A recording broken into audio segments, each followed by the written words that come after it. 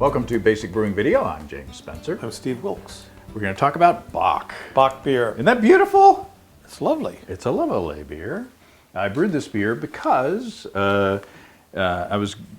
we got packages of Imperial Yeast L18 Goat, which is I think it's the Ayinger strain, maybe? I'll put it on down here if it's not. I think you're right, though. I think it is. Yeah. So what I wanted to do is I wanted to make a Bock. I love Bock. And apparently Bock refers to the strength of the beer and is not necessarily a style in its own. I don't know the details. I don't either. I don't know why I brought it up. I just revealed my ignorance. And we haven't even been drinking yet. No, we haven't. So let's get busy. So we got on the line. I got on the line with who was it? Chris Colby and Adam Ross and Scott Housel on Basic Brewing Radio to formulate this recipe. And so this is based on Adam Ross's recipe from Twin Span Brewing, loosely, because I changed it a little bit. So what we got? This is a 5-gallon or 19-liter batch into 9 gallons or 34 liters of water at 157 degrees Fahrenheit or 69 C. I put 5 pounds or 2.3 kilograms of Pilsner malt, 5 pounds or 2.3 kilograms of Vienna malt, and 4 pounds or 1.8 kilograms of Munich 2, which I think is like 8 Lovibond, something like that, and 3 ounces or 85 grams of melanoidin. And I think all of these are Wireman products. I did some water adjusting for my water. I mashed at 148 degrees Fahrenheit or 64.4 C for 90 minutes. I collected my wort and boiled for 90 minutes. At the beginning of that 90-minute boil, I put 17 grams of Hallertau Magnum at 14.2% alpha acid. I chilled down using my tap water, the garden hose, and then once it reached a plateau, I recirculated ice water using a submersible pond pump in through my immersion chiller to get down to 55 degrees Fahrenheit, or I think it's 13 C? I don't know, I'll put it on the screen. And then I fermented it in my kegerator and did a diacetyl rest after the fermentation slowed down. So what we have here is start out at 1066. So insert your Battle of Hastings jokes here.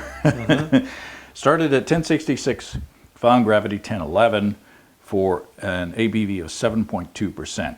And I did do a starter. I used L18 Goat from Imperial. I did a 2-liter starter, and then after that starter was done, I put it in the refrigerator, settled it out, and then pitched the dregs. Now, I like to say, because I use Imperial yeast, my stir plate is dusty because I don't use it anymore for moderate gravity 5-gallon batches of ale. But since this is a slightly higher gravity beer and a lager, fermented at lager temperature, I decided to do the starter. So now the head is gone, but it's still a pretty beer. It's a little darker than I anticipated. Smells nice and malty.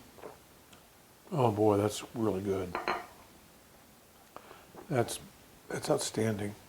That's darn tasty. That's a really nice. I don't get any little green apple. No, there's no buttery at all.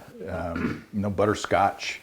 That melanoidin malt and just the maltiness of the beer. It's one of the things that's really nice about this style because it's a malt forward style. And you got it. A lot of times when I've had homemade Bock beers, for instance, they're supposed to be malt forward. They're not because an American made them. Yeah. And you got to have more hops. Yeah. So you just gonna. I dry hopped it. No. That's not what this beer's about. So good for you. You nailed it, I think. Well, thank you. I think I wanted to. Adam Ross tried to talk me out of the melanoidin, but I kind of like the. I do. I think it's got that kind of decoction-ish. It does. Character to it. And I think that little teeny bit of melanoidin in there brings a little bit of the caramely notes that I like. I like Bock's usually I can, if you just handed me a beer and said, what style is this? I can usually pick out the box, I think, because of the, that Bockish, caramely note in the background. So yeah, I think the hopping is appropriate for the style. It's not too bitter, but it balances those nice malty notes very, very well.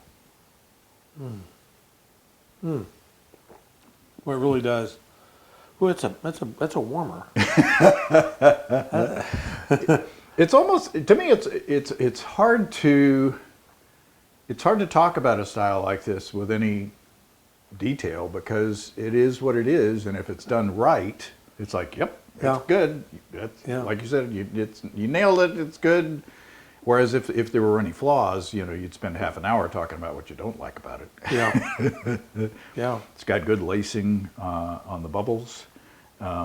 It'll clear. It's not clear. It's kind of homebrew clear, but it'll clear out if I can keep away from it in the keg. It's still up there around 40 degrees Fahrenheit, maybe a little lower. So it's lagering in the keg. What I think is so interesting about beer styles, and I'm not a style guy by any means. I mean, there's a lot of people way smarter than me. You're stylish. Stylish. I'm kind of a metrosexual. But at any rate, I love comparing beers culturally. So to me, this is kind of like a very clean double, Belgian double. It's got all that richness, all that maltiness. If you were to hit this with some Belgian yeast. Exactly. It's like, wow. And then, and it reminds me of some heavier Scottish ales, things like that. A little less hops here, a little more hops there, but it's just so interesting how beers fill a niche within the culture that they're in. Yeah. To me, that's just fascinating.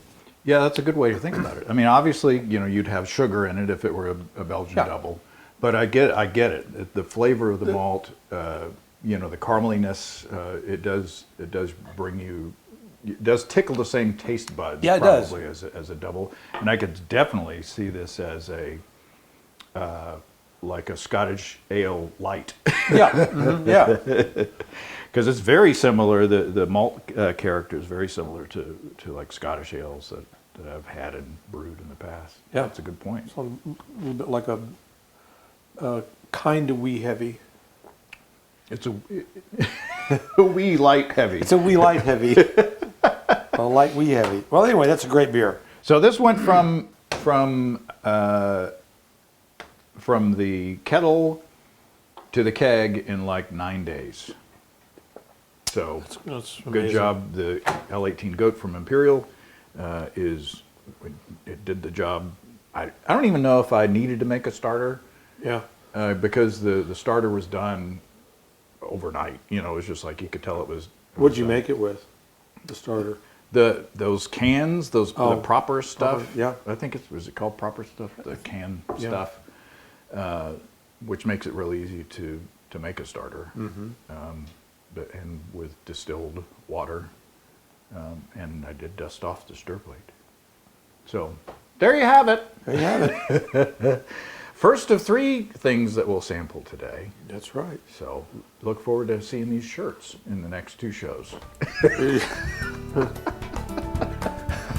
a low budget. All right, cheers, guys. Cheers. Happy brewing.